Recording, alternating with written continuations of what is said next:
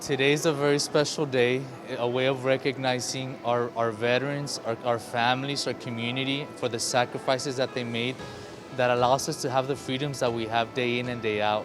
And it's a special moment for us as a school, as a community, to thank them for their sacrifice, for their duty, and for their courage. The celebration's great. I don't think anybody ever gets into the service for the appreciation. We all do it for the love of our country and because we want to serve.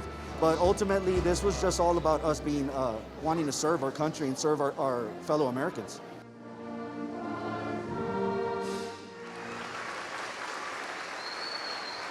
I'm sponsoring Mr. E because he is a great veteran and that he is a really good person to bring because he's really nice and helpful. We have uncles, we have cousins, we have grandfathers, we have sisters.